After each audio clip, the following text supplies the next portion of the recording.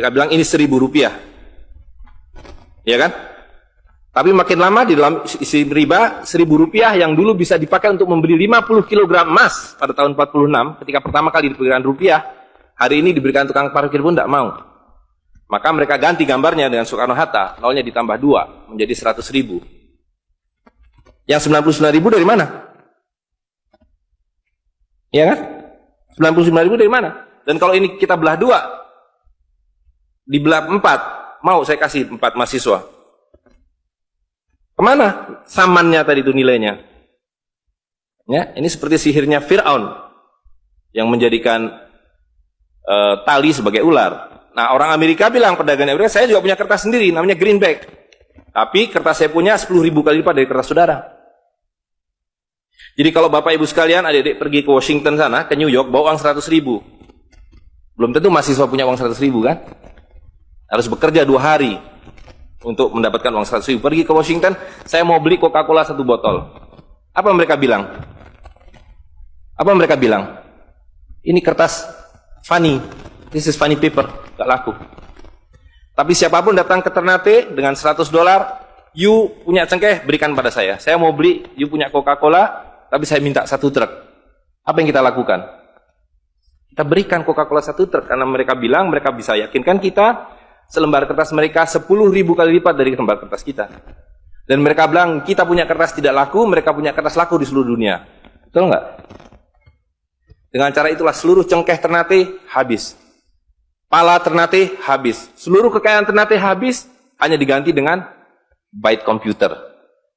Dengan cara itulah kemiskinan dan pemiskinan dilakukan oleh para bankir.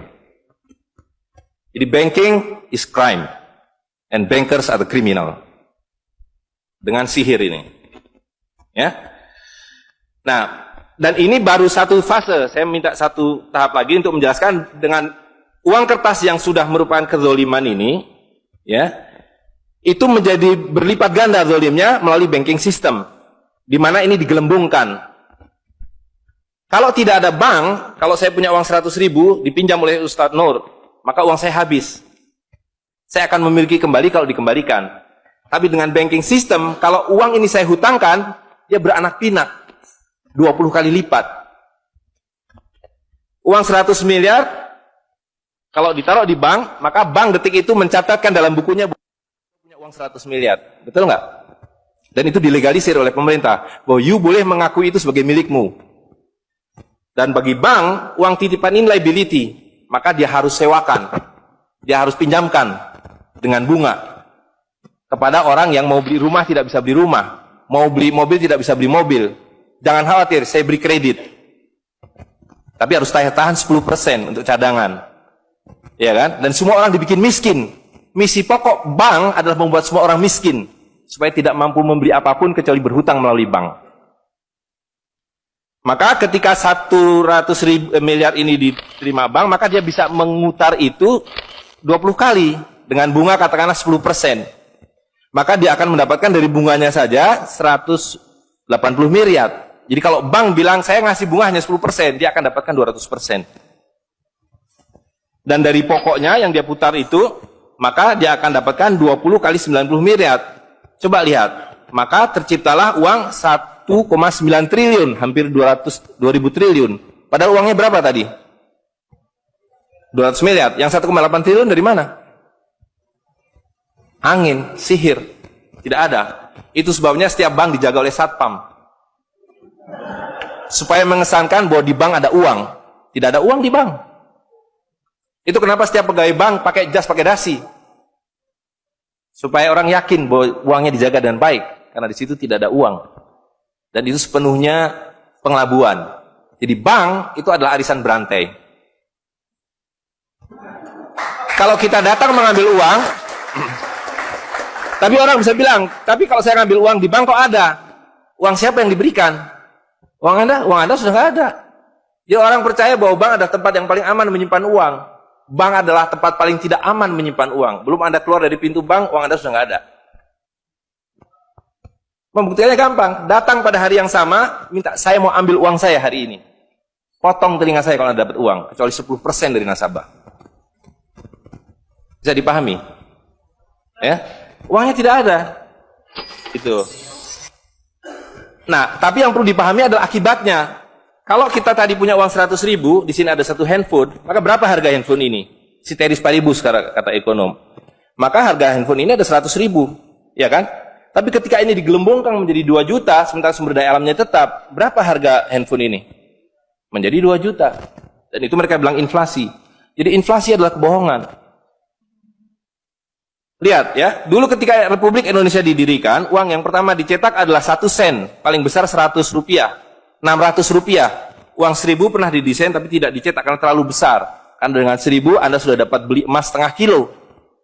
Pada waktu itu 1 gram emas hanya 2 rupiah. Dan mereka berjanji, jangan khawatir, setiap rupiah saya jamin dengan 1,5 gram emas.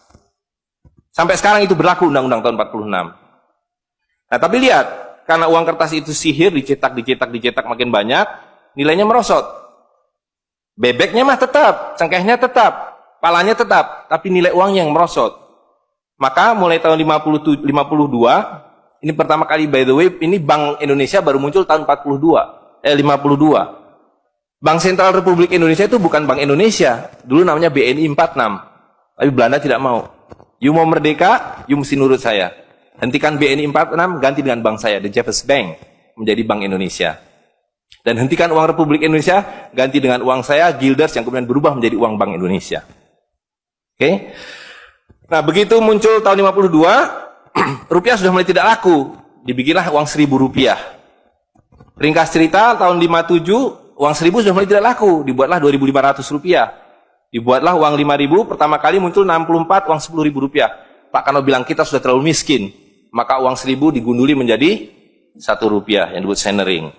Tapi tidak lama kemudian muncul lagi. Karena uang kertas adalah penipuan. Worthless. No value. Ringkas cerita, Pak Harto dibilang berhasil dalam pembangunan, dia bikin uang 50.000 rupiah. Dengan gambar Pak Harto dan kapal terbangnya.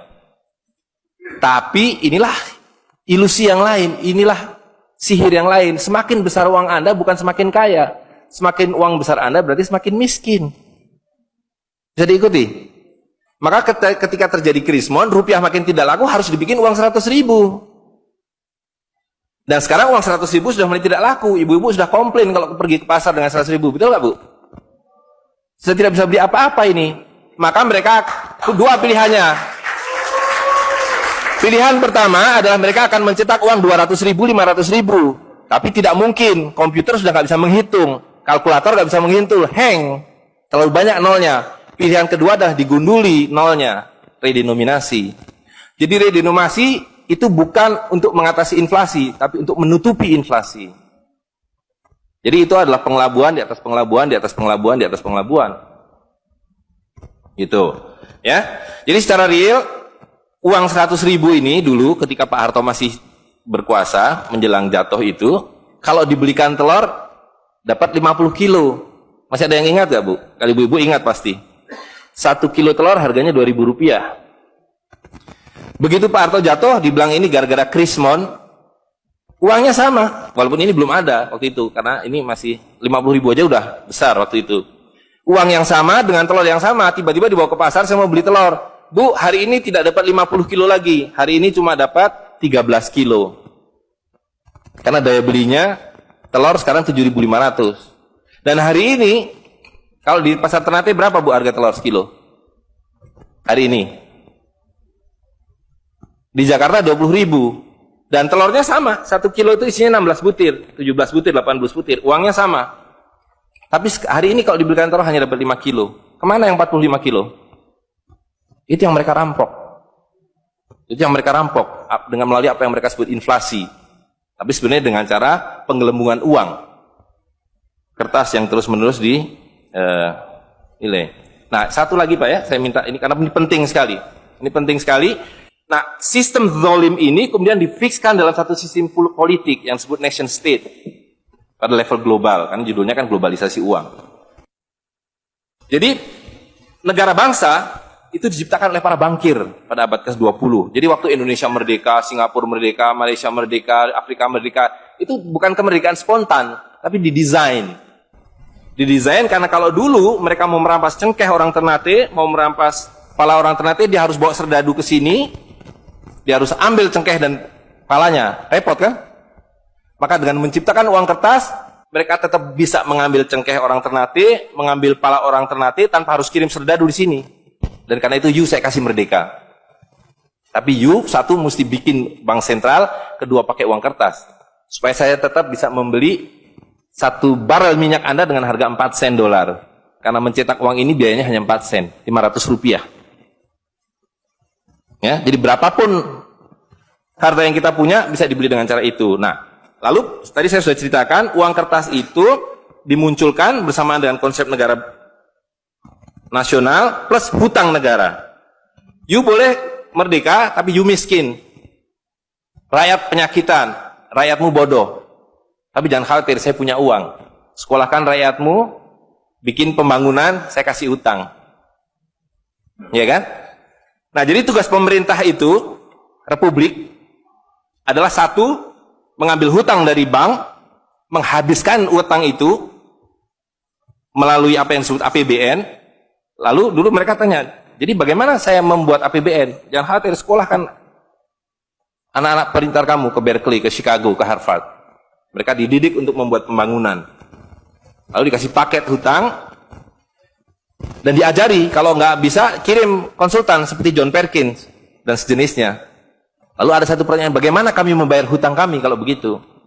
Mereka bilang, punya 200 juta rakyat, pajaki rakyat kalian. Pajaki rakyat kalian. Kalian punya pala, punya cengkeh, habisi hutang kalian.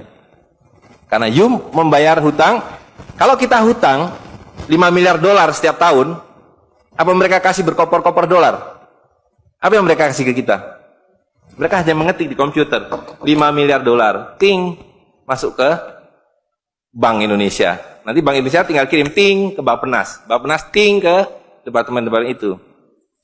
Tapi ketika kita mau membayar hutang mereka, bisa kita mengetik di komputer 5 miliar dolar. Ting, dibayarkan ke Bank Dunia. Nggak bisa, mesti punya devisa. Dari mana kami punya devisa? Mesti beli dolar kami. Caranya tebang hutan kalian. Habisi boksit kalian. Habisi mineral kalian. Betul nggak? Nah, jadi itulah yang terjadi di dalam sistem Fir'aun sekarang ini. Bahwa pemerintah itu didesain hanya untuk mengambil hutang dari bank, menghabiskan melalui APBN dan proyek, kemudian memajaki rakyat. Karena itu pajak semakin hari semakin tinggi, semakin banyak, semakin tinggi, semakin banyak. Gitu.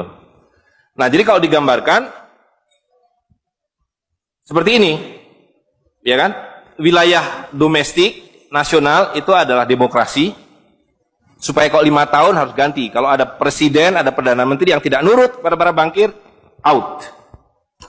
Tapi para bankir tidak pernah berganti, mereka turun-temurun, perusahaan swasta, anak beranak pinak. Ini kira-kira hanya 400 keluarga di dunia ini yang menguasai seluruh sistem keuangan dan politik. Jadi kita ini sekarang utangnya tiba-tiba sudah 2.100 triliun. Padahal tahun waktu Pak Harto jatuh itu utangnya hanya berapa? 50 miliar dolar, 500 triliun. Sekarang sudah 2.000 triliun. Dan begitu kurs dolar berubah, utang kita nambah. Gitu. Dan BI tidak pernah memenuhi janjinya. Karena tugas pokok BI adalah menjaga stabilitas kurs. Tidak pernah bisa. Dan tidak akan pernah bisa. Apapun yang dilakukan, karena memang tidak ada nilainya. Gitu. Nah, jadi sebagai penutup, maka apa yang harus kita lakukan adalah membalik seperti yang mereka dulu lakukan. Yang mereka dulu lakukan adalah mengambil emas dan perak dari orang tua kita. Mereka lebur menjadi batangan, dia simpan di berangkas, dan kepada kita dikasih toilet paper ini, kata Mahathir Muhammad. Maka harus kita lakukan sekarang sebelum ini jadi apa? Oncom. Lebih berharga oncom. Tukarkanlah menjadi emas dan perak, menjadi dinar dan dirham, dan kemudian gunakan untuk muamalah. Karena Nabi sudah mengatakan akan datang satu zaman di mana semua yang kamu miliki tidak ada harganya, kehabisan nilai, kecuali dinar dan dirham, kecuali emas dan perak. Jadi kalau dilihat, ya dolar dalam dinar atau dinar dalam dolar dalam 10 tahun terakhir 2004 itu cuma 54 dolar. Hari ini sudah di atas 250 dolar. Dan lihat, menipunya uang kertas ya. Kalau kita pakai untuk menyimpan naik haji, kalau Anda menabung dolar, maka tiap tahun naik. Saya sudah hitung ini, dan ini valid sekali. naik setiap tahun itu 3,5%. Kalau Anda menyimpan rupiah, setiap tahun naik 5%, nggak nyampe-nyampe. Tapi kalau Anda menyimpan dinar, maka dia akan turun 8% setahun. Jadi tahun 2000 naik haji butuh uang 21 juta rupiah. Kalau dinar butuh 71 dinar. Tapi hari ini kalau mau naik haji butuh hampir 40 juta rupiah. Dengan dinar cukup dengan 16 dinar. Jadi dulu kalau punya rupiah naik haji satu orang, sekarang sampai Dubai suruh pulang. Nggak cukup uangnya. Tapi dengan dinar dulu naik haji satu orang, sekarang bisa naik haji 4 orang. Dengan kata lain, kalau Bapak Ibu sekalian serahkan cengkeh Bapak Ibu sekalian dan menerima uang kertas, Anda 4 kali miskin. Detik itu juga dalam konteks ini. Maka serahkanlah cengkeh dan katakan, saya mau serahkan cengkeh, bayar kami dengan dinar. Bayar kami dengan dirham. Saya serahkan pala kami, bayar kami dengan emas dan perak. Saya tidak mau uang palsu ini, uang-uangan ini. Saya mau uang yang sebenarnya, uang dari Rasul SAW. Ya, gitu. Dan harga minyak ini palsu semua. Dibilang minyak naik turun naik, tidak ada yang minyak naik. Kalau dengan dolar dia naik terus, tapi dengan dinar dia flat. Sekali lagi, bahwa sumber daya alam itu terbatas, maka alat tukar pun harus terbatas. Jadi ketika kita menggunakan kertas ini digelembungkan. Tapi ketika Anda menggunakan emas dan perak, ini sama. Maka sekali dia punya alat tukar, nilai tukarnya dari zaman Rasulullah SAW seekor kambing, hari ini 1 dinar dapat seekor kambing. Zaman Nabi dapat seekor ayam 1 dirham, hari ini dapat seekor ayam. Tidak ada yang berubah. Sekali lagi pemiskinan itu adalah dibikin oleh sistem. Dan tadi sudah disampaikan bahwa dari tahun ke tahun, di dalam slide yang sebelumnya dalam penjelasan itu, bahwa dinar dan dirham itu selalu dicetak oleh para sultan. Jadi lihat, ketika para sultan berkuasa, para sultan berikan emas dan perak pada rakyat. Para sultan kemudian disingkirkan, diganti oleh para bankir, emas dan perak mereka ambil, diberikan kertas. Itu yang terjadi dari abad ke-19. Maka alhamdulillah pada hari ini kita melihat bahwa kesultanan sudah kembali dengan dinar dan dirham.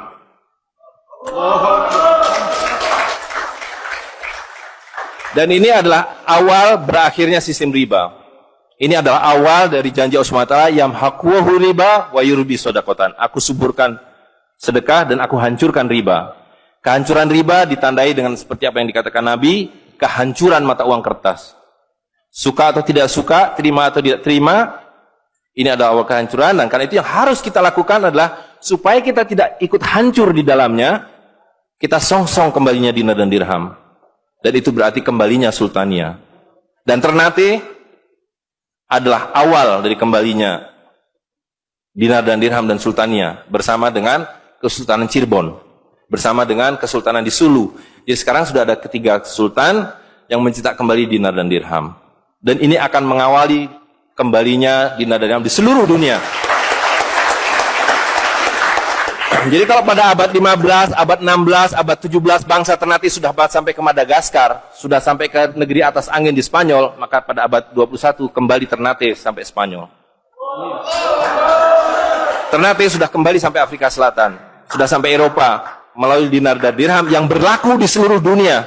Orang Amerika tidak bisa mengatakan emas saya 5 kali lipat dari emas saudara, tidak bisa.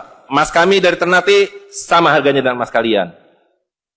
You 1 dinar, kami 1 dinar. You 1 dirham, kami 1 dirham. Itulah keadilan. Ya. Jadi karena itu Bapak Ibu sekalian, yang terakhir sekali saya ingin sampaikan, dinar dan dirham yang kita bicarakan ini tidak ada artinya kalau berhenti hanya di dalam ruangan ini. Dinar dan dirham harus segera berkemerincing di kota Ternate. Dan Anda semua yang harus memulainya. Tadi 2 orang sudah menyatakan diri sebagai relawan jawara, jaringan wirausahawan dan pengguna dinar dirham Nusantara. Maka dalam waktu sebentar, insya Allah di Ternate, dari 2 orang ini akan menjadi 2.000 orang yang menggunakan dinar dan dirham. Ya, dari 2.000 akan menjadi 200.000. Seluruh penduduk Ternate menggunakan dinar dan dirham. Dan Kanjeng Sultan dari beberapa waktu yang lalu sudah mulai membagikan zakat dalam dirham. Jadi di Ternate itu sekurangnya sudah ada 1.000 orang memiliki koin dirham yang dibagikan oleh Sultan. Dan itu adalah awal. Ini baru awal dari kembalinya Islam dan berakhirnya kezaliman.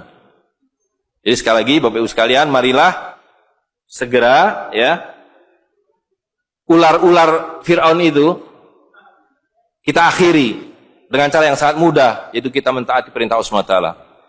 Allah SWT mengatakan wa halalul bai' wa harramar riba. Aku halalkan berdagang dan aku haramkan riba. Dan uang kertas adalah riba par excellence. Di dalam uang kertas ini ada 2 riba sekaligus. Ya, jadi saya kira itu saja. Saya mohon maaf mengambil waktu agak terlalu banyak, tapi ini penting karena supaya clear semuanya. Ya, karena ini baru pertama kali dibicarakan di Ternate. Demikian, assalamualaikum warahmatullahi wabarakatuh.